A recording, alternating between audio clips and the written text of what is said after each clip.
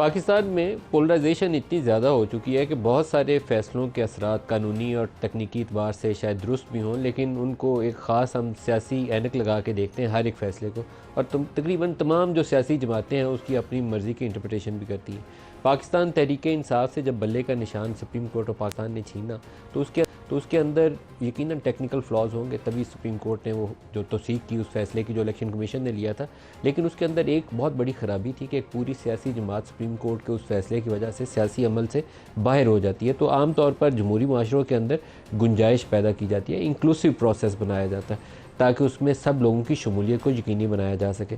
Supreme court کے پاس یہ option یقیناً ہوگی کہ وہ اس کو کہہ دے گا پاکستان تحریک انصاف والوں کو کہ جائیے یہ ایک ہفتے کے اندر یہ فلاز ہیں، آپ ان کو ٹھیک کر کے لے آئیے، نہیں تو یہ امپلیکیشنز ہیں، آپ سے بلے کا نشان یا رجسٹریشن آپ کی چھن سکتی ہے۔ سپریم کورٹ نے وہ راستہ اختیار کرنے کی بجائے الیکشن کمیشن کے فیصلے کی توثیق کر دی۔ نتیجہ یہ ہوا کہ پاکستان تحریک انصاف سے بلے کا نشان چھن گیا اور پوری پارٹی کو آزاد حیثیت میں کسی کو بینگن، کسی کو چمٹا، کسی کو جوتا اور اس طرح کے نشانات الاٹ کیے گئے تصدیق میں۔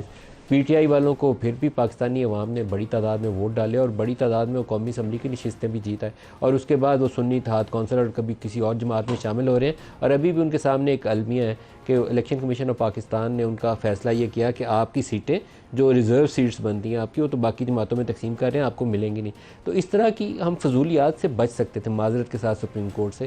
سپریم کورٹ کو بڑا سوچنا چاہیے تھا، اور بڑا یہ تھا کہ آپ نے 8 فروری کو انتخابات کروائے تھے، آپ نے ایک اچھا کام کیا تھا، آپ نے ماضی کے حوالے سے وہ صادق اور امین کے متنازع فیصلے تھے، کنٹروورشل فیصلے تھے، میں نہیں کہوں گا کہ اس میں سے کوئی فیصلہ تھا جس کو ہم ستائش کی نظر سے دیکھتے ہیں، وہ برے فیصلے تھے، اس کو قاضی فائز عیسیٰ نے درست کیا، بالکل اچھا کام کیا آپ نے لائیو کوریج یوٹیوب کے اوپر دکھانی شروع کی، جسٹس عطم اللہ نے اسلام آباد ہائی کورٹ سے آغاز کیا تھا، سپریم کورٹ نے قاضی فائز عیسیٰ نے اس پہ پہل کی، بہت اچھا کام کیا۔ لیکن کچھ فیصلے ہمیشہ کے لیے پاکستان کی سیاسی تاریخ کے اندر اس کے اثرات ہوں گے، اور وہ اثرات نہ صرف ادارہ فیس کرتا ہے بلکہ پاکستان میں جمہوریت کا جو سفر ہے وہ بھی فیس کرتا ہے۔ جو پاکستان میں برطانوی ہائی کمیشن ہے، انہوں نے ایک تقریب کے اندر آج سے چند ماہ پہلے اسی واقعے کا تذکرہ کیا کہ یہ انکلوسیو پروسیس نہیں تھا، سب اس میں شامل ہو سکتے تھے اگر پارٹی سمبل اس کو اسائن ہو جاتا پاکستان تحریک انصاف کو۔ تو کچھ عرصے کے لیے تو اس کے اوپر ہمیں خاموشی نظر آئی، لیکن آج ایک لیٹر سامنے آ گیا کہ سپریم کورٹ آف پاکستان نے آفیشلی ان کی اس تقریر کو رسپونڈ کیا۔ اس کے اندر انہوں نے کئی اور چیزوں کا حوالہ دیا، جیسے ایران کے اندر وہ مصدق رجیم کیسے گرایا گیا تھا اس کا تذکرہ کیا، بیلفور ایکارڈ کا جو اس کا تذکرہ کیا۔ لیکن واپس پاکستان میں آ جائیں، پاکستان کا مفاد کس میں تھا کہ پاکستان میں انڈیپینڈنٹ ایک جوڈیشل سسٹم ہو، پاکستان میں ایک اچھا نظام حکومت ہو جو جمہوری قدروں کے قریب ترین ہو، پاکستان میں فنکشنل ڈیموکریسی ہو، فنڈامنٹل رائٹس کی، ہیومن رائٹس کی وہاں پر پاسداری کی جائے، وائلیشن نہ ہو رہی ہو، ان چیزوں سے گریز کیا گیا۔ تو سپریم کورٹ کا یہ خط تو موجود ہے، لیکن میرا خیال میں سپریم کورٹ خط نہ لکھتی تو زیادہ بہتر تھا، کیونکہ یہ وہ وضاحت ہے جو تکنیکی اعتبار سے ہو سکتا ہے سپریم کورٹ ٹھیک ہو، لیکن جمہوری قدروں کو اگر سامنے رکھے تو اس کے منافی ہو جاتا ہے۔ اور یہ تنازع صرف یہیں تک نہیں سمیٹا جاتا، بہت سارے ایسے بیہودہ نوعیت کے کیس ہیں، جیسے عدت والا کیس ہے، وہ نہ ہوتا ہمیں کوئی بڑے بڑے لوگ اس میں یا ریاست اس کے اندر فریق بنتی نہ نظر آتی، فریق پتہ نہیں آفیشلی ہے یا نہیں، لیکن اس طرح سے لگتا یہ تاثر دینا کہ ایک عدت والے معاملے کو لے کے ہم کسی کی تضحیک یا اس کی عزت سے کھیلنے کی کوشش کر رہے ہیں، گریز کرنا بہت بہتر ہوتا ہے، بہت ہی بہتر ہوتا ہے کہ اس کو گریز کیا جائے، ایسی سطح تک نہ لے جایا جائے۔ اور وہ معاملہ لگتا تھا کہ آج عدالت اس کو اٹھا کے یا کل اس کو اٹھا کے پرے پھینک دے گی، تو وہاں پہ بھی ہمیں عدالت کے اندر آج بہودگی نظر آئی، بہت ہی نامناسب قسم کی گفتگو جو دونوں طرف سے ہوئی، نہ ہوتی تو بہت بہتر تھا۔ جو کچھ اس کے بعد ہوا خاور مانیکا کے ساتھ وہ بھی نہ ہوتا تو بہت بہتر ہوتا، اس کو مارا گیا، نیچے گرا دیا گیا۔ پھر اسی طریقے سے سائفر والا معاملہ لگتا تھا کہ وہ بھی عدالت سے نکل جائے گا، باقی کیسز سے بھی جو کچھ ہوا وہی اس کے ساتھ ہوگا، وہ کیس اگلے کی تاریخ پڑ گئی ہے۔ یہاں پر انہوں نے دوسری طرف وہ جو عدم اعتماد کا اظہار کیا وہ کہیں اور ریفر کر دیا، کتنی دیر ایسے کھیلیں گے؟ اور جو پرائم منسٹر صاحب ہمارے گفتگو کر رہے ہیں وہ بھی پرائم منسٹر کے شان شان نہیں ہے کہ اس لب و لہجے میں گفتگو کریں کہ عدلیہ کے اندر کالی بھیڑیں، سنیے گا وہ کیا کہہ رہے ہیں۔ کالی بھیڑیں جو عمران نیازی کے لیے تلے ہوئے ہیں کہ اس کے تمام کہ نواز شریف کے زمانے میں تو کئی سال ضمانتیں نہیں ہوتی تھی، آج دن رات یہ مشورے ہوتے ہیں کہ کس طرح اس کو ضمانت پر رہا کر کے اس کے تمام جرائم ختم کر دیے جائیں۔ عدلیہ سے، عدالت عظمیٰ سے کہ مہربانی کر کے آپ پاکستانی ہیں، جج ہیں، قاضی ہیں، اگر پاکستان کے اندر ترقی اور خوشحالی دوبارہ واپس نہ آئی تو نہ پھر کوئی جج ہوگا، نہ کوئی سیاستدان ہوگا۔ یہ تاریخی الفاظ ہیں. سپریم کورٹ چاہے تو ان کو پرائم منسٹر صاحب کو طلب کر سکتی ہے، کیونکہ عدالت کے اوپر اثر انداز ہونے کی اس سے زیادہ واضح کوشش نہیں ہو سکتی کہ پرائم منسٹر اس ملک کا درخواست کر رہا ہے سپریم کورٹ سے کیسوں کا حوالہ دے کے. مطلب میں سمجھنے سے قاصر ہوں کہ پرائم منسٹر صاحب کیسے یہ بیان دے سکتے ہیں. بہرحال انہوں نے دیا یہ بیان. اور دوسری طرف سے حکومت چاہتی کیا ہے؟ حکومت ہی چاہتی ہے کہ کیونکہ پرانے مقدمے ختم ہو رہے ہیں اور ابھی یہ تنازع ہم نے سمیٹنا نہیں ہے. حکومت کو کچھ خوف خدا کرنا چاہیے، سیاسی طریقے سے مسئلہ حل کرے، تو اس لیے کچھ نئے کیس کھول لیں. وہ کیسوں کی نوعیت کیا ہوگی سنیے.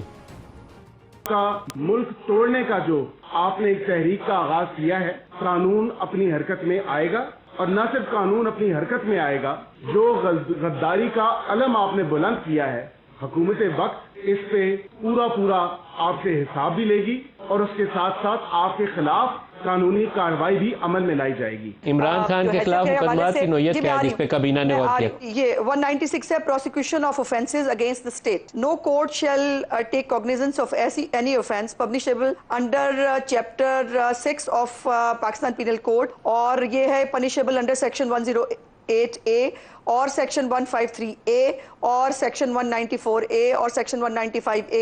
یہ تمام جو ہے یہ کہتے ہیں ریاست کے خلاف پھر بغاوت کا الزام ہو گیا نا جی. اپون کمپلینٹ یہ تو عظمہ بی بی ریاست کے خلاف بغاوت کا الزام ہو گیا نا. اسٹیٹ کے خلاف سازش تو ہو رہی ہے. جو ہمارے ساتھ پروگرام میں شرکا ہیں، شعیب شاہین صاحب ہیں پاکستان تحریک انصاف سے، اور سینئر سیاستدان فیصل واڈا صاحب ہمارے ساتھ ہیں. دونوں کو خوش آمدید کہتا ہوں. شعیب صاحب، یہ تنازعات عدالت versus establishment versus P T I versus P D M government یا شہباز شریف گورنمنٹ، یہ کتنی دیر ایسے چلے گا؟ پاکستان کتنی دیر یہ افورڈ کر سکتا ہے یہ تنازع؟ ندیم صاحب، آپ نے پورا احاطہ کر لیا، بڑی خوبصورت آپ نے گفتگو کی. سب سے پہلی بات یہ ہے کہ جب ایک شخص کی نفرت میں سارے ادارے اس طرح پیچھے پڑ جائیں کہ پورے قانون، آئین، انصاف کا جنازہ نکال دیں، تو پھر اسی طرح کے دن دیکھنے پڑتے ہیں. دیکھیں، آئین کے مطابق 3 ستون ہیں ہماری ریاست کے: مقننہ، انتظامیہ، عدلیہ. لیکن بدقسمتی سے ایک سپر اسٹیٹ ایک رول کسی نے لے لیا ہے، وہ ہے اسٹیبلشمنٹ. اور انتظامیہ جس کے سربراہ جناب شہباز شریف صاحب کی جو گفتگو تھی، وہ بدترین قسم کی پی ڈی ایم 1 کی صورت میں انہوں نے کارکردگی دکھائی. آج وہ کٹ پتلی سے زیادہ اس کا سٹیٹس نہیں ہے، اس لیے کہ وہ ہارے ہوئے ہیں، خود بھی ہارے ہوئے ہیں اور اس کی ساری پارٹی بھی ہاری ہوئی ہے. 17-18 سیٹوں کے ساتھ بیٹھ کے اقتدار سنبھال رہے ہیں. آپ کا معاملے میں جو آج ٹریبیونل کا فیصلہ ہے، بڑا دھانسو قسم کا فیصلہ ہے. وہ آخری مہلت دی گئی ہے 47. جی، آخری مہلت 47 تھا. طارق فضل چودھری صاحب کو کہا گیا ہے کہ یہ آپ کب تک جمع کرائیں اس کی؟ 5 تاریخ تک. 5 جون تک. اور اگر 5 جون تک نہیں کرایا تو ورنہ اس کا رائٹ اسٹرک آف ہو جائے گا. رائٹ اسٹرک آف ہو جائے گا. اور فارم 45 بھی لے کر آئیں. آج حالانکہ 2 دفعہ انہوں نے پریس کانفرنس کی کہ میرے پاس فارم 45 موجود ہیں، اور ہر کسی کو ملتے ہیں، صرف مجھے نہیں ملے. مصطفیٰ کھوگر کو بھی ملے، ٹی ایل پی کو بھی ملے، جماعت اسلامی کو ملے، پیپلز پارٹی کو ملے، ان کو بھی ملے. اور انہوں نے آج ان کے وکیل نے کیا، انہوں نے کہا جی ہمارے پاس تو ہمارے پولنگ ایجنٹس نے لیے ہی نہیں فارم 45. یہ عدالت میں کہا ان کے؟ جی، عدالت میں انہوں نے کہا. تو اگر وہ جواب کے ساتھ فارم 45 نہ ہوئے نہیں لگاتے تو بہت بڑا تنازع ہو جائے گا. اس کا مطلب ہے کہ وہ جان بوجھ کے، چونکہ جج صاحب نے 2 باتیں بڑی اہم کی تھی پچھلی تاریخ پہ. انہوں نے کہا جو ایک بھی فارم 45 ٹیمپرڈ یا غلط داخل کرے گا یہیں سے جیل جائے گا. جو ٹیمپرڈ داخل کرے گا وہ یہیں سے جیل جائے گا. یہ جج صاحب جہانگیر صاحب ہیں، جہانگیری صاحب، طارق جہانگیری صاحب. نمبر 2، جو جواب دیں گے اس کے ساتھ ایک آپ کا بیان حلفی ہوگا، اور وہ بیان حلفی کل کلام قرآن پہ بھی میں ہاتھ رکھواؤں گا. اور تیسری بات بھی کی انہوں نے کہا کہ اس کی جو فورنزک ہے پاکستان اور پاکستان سے باہر بھی ہو سکتی ہے. یعنی انہوں نے کہا کہ یہ نہ سمجھیں کہ پاکستانی ادارے اگر اس کو مینیج کرنے میں کامیاب ہو جاتے ہیں تو پاکستان سے باہر بھی ہو سکتی ہے. تو یہ 3 چیزوں کے بعد اب وہ بھاگ رہے ہیں. N47 اس کا مطلب ہے کہ پہلا ٹیسٹ آ رہا ہے انشاءاللہ. اور نہ انہوں نے جواب دیا آج تک، نہ انہوں نے فارم 45 جمع کرائے، نہ ان کی نیت ہے.